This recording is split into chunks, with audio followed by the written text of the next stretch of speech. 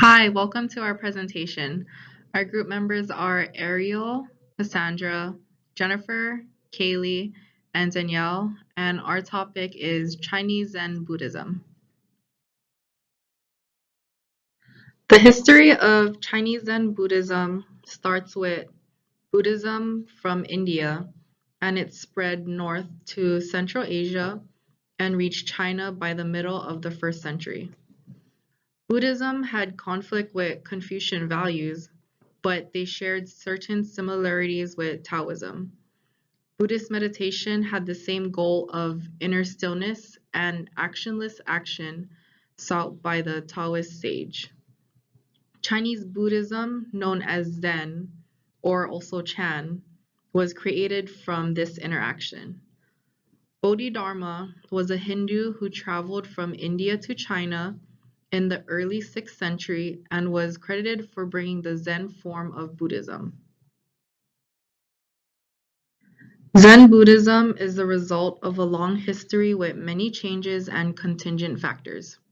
The history of Zen Buddhism can be divided into 3 periods, and each period had different types of Zen. Some have remained influential while others no longer exist. The first period is the legendary period, which started with Bodhidharma from the early 6th century to the end of the An Lushan Rebellion around 765 CE, which was in the middle of the Tang Dynasty. There were 6 patriarchs, including Bodhidharma and Huineng, who were among the first teachers of Zen. The second period was the classical period, and it occurred from around 765 CE to the beginning of the Song Dynasty, around 950 CE. During this period, the great masters of Zen, such as Mazu Daoyi and Linji Yizhuan, recorded their sayings and teachings and created the Yulu genre. The last period was the literary period, which occurred from 950 to 1250 CE and spans the era of the Song Dynasty. During this period, monks compiled collections of sayings and deeds by the famous masters and added poetry and commentary. This genre reflects the influence of literature on the development of Zen. The basic teachings of Chinese Zen Buddhism include those of Buddha nature, which is a belief that all sentient beings have an equal potential to reach enlightenment and to become Buddhas. A major point in this branch of Buddhism is their emphasis on meditation, because it allows someone to clear their mind and of how they perceive the world. Chan Buddhism believes that the journey to enlightenment is through direct self-focus and does not emphasize on the understanding and knowledge of doctrines and rituals as other branches of Buddhism do, because it is only through yourself that you can find enlightenment. Although texts and masters can help you understand these concepts, it is ultimately something you have to do yourself. The goal of meditation is to clear the mind and help you attain enlightenment through that state. Chan Buddhists believe that you cannot learn enlightenment but have to experience it, which brings us back to the Buddha nature that all sentient beings can become Buddhas and not just monks. There are 2 main subgroups in Chan Buddhism differing on how they attain enlightenment, and that breaks off into the northern and the southern. The northern people believe that enlightenment is a gradual process, and they often rely on long sitting meditation sessions or living in a constant state of meditation. Where the southern group believes that enlightenment happens suddenly and that our minds often get in the way and we have to be shocked from our normal way of thinking. There are also some that believe that enlightenment is sudden but should be followed by gradual development to attain Buddhahood. Often people use koans to help them meditate and to take themselves out of their own reality by focusing on a paradox statement, such as thinking about the sound of one hand clapping. One of the major figures of Chinese Zen Buddhism is Bodhidharma. He was born in India and is considered the one that brought Chan Buddhism to China in the 6th century. Bodhidharma had interest in the teachings of Buddha from a young age. He had a mentor and was trained to be a monk. He lived in a monastery and learned the way of Buddha. He spread the teachings of Buddhism throughout India with the guidance of his mentor. Then he left the monastery and went to China to fulfill his master's last request, which was to spread the real teachings of Buddha farther into China. It is claimed to have taken Bodhidharma 3 years to travel to China. Once in China, he tried to teach about Buddhism, but there was a lot of opposition and reluctance to his teachings of the real Buddhism. He traveled to and was rejected by the Shaolin Monastery. There is a legend that he spent 9 years meditating facing a wall. Eventually, the monks were impressed and allowed him into the monastery. He stayed and taught the monks meditation, Indian breathing exercises, and martial arts until he died. Bodhidharma is known as the father of Zen Buddhism and Shaolin martial arts. Even today, he is known as the prime symbol of determination, willpower, self-discipline, and is the perfect embodiment of Buddhist enlightenment. Hui Nang is known as the sixth patriarch or sixth ancestor of Chinese Zen Buddhism. He is known as the founder of the sudden enlightenment of the Southern Chan school of Buddhism. It focuses on an immediate and direct attainment of Buddhist enlightenment. He is claimed to be an uneducated layman that attained awakening when hearing about Diamond Sutra.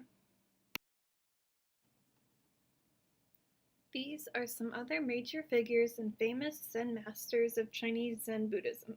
The last two are responsible for spreading Zen Buddhism to Japan after learning and practicing Chinese Zen Buddhism in China.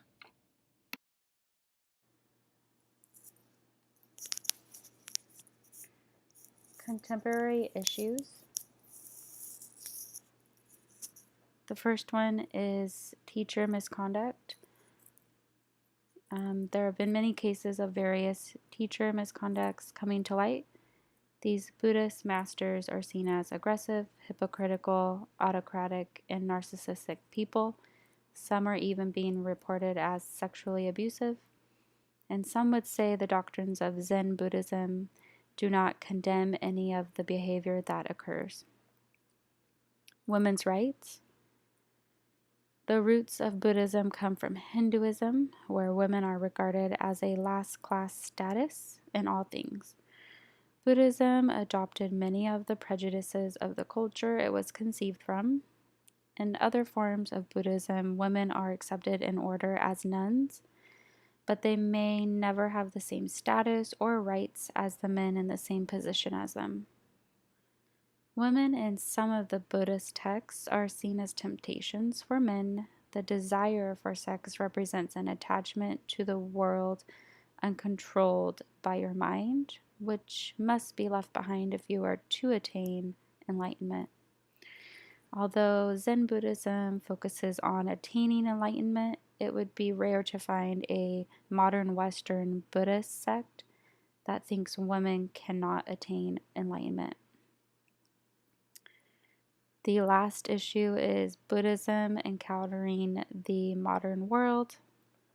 One of the biggest challenges for all contemporary Buddhism, as well as other traditional religions, is the fact that a religion is teaching us what is really important about the world and how to live in it.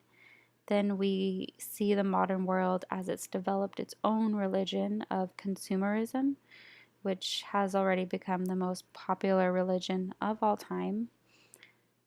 Consumerism as a way of life is not compatible with the Buddhist teachings because it promises a happiness that you will seek and be provided by the next thing, and it's always the next thing which you end up purchasing or buying.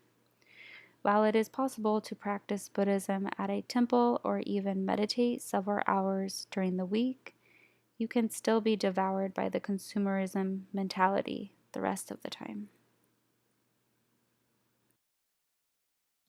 Similarities. Catholicism and Zen Buddhism both encourage meditation, during which they use prayer beads as aids. With prayer and meditation, both seek detachment from worldly things, but the point of the detachment is slightly different for each. I will discuss this in a little more detail on the next slide. Both also have monastic communities. Catholics have members such as nuns, bishops, priests, deacons, and of course the Pope. Buddhists have bhikkhus, also called monks, and bhikkhunis, also called nuns. There are some similarities between Jesus and Buddha as well. Both preached things like love is the best way to conquer hate, and that it is always better to give than receive. Buddha also rejected parts of Hinduism while keeping some elements in Buddhism, while Jesus rejected parts of Judaism and kept some elements. Differences. One of the major differences between Catholicism and Zen Buddhism is that there is no God in Zen Buddhism. Buddha is a major figure, but he is not a god. Pope John Paul II at one point called Buddhism an atheistic system, but that is highly debated by actual Buddhists. As I mentioned on the previous slide, both seek detachment from worldly things, but they have different reasons for this. In Zen Buddhism, detachment is what they aim for. They want to be detached from the world and their own thoughts, so they cannot be harmed mentally or emotionally. For Catholicism, detachment means you possess your own soul away from sinful things. That way you can eventually give your soul back to God. The end goals are also different. Like I said, Zen Buddhists seek detachment. This helps them find enlightenment, which they call satori. Through practice of their faith, Catholics seek a union with God. The importance of their religious texts is also different. The Bible is important to Catholicism, but Zen Buddhists see studying their texts and doctrines as a possible hindrance to their spiritual awakening.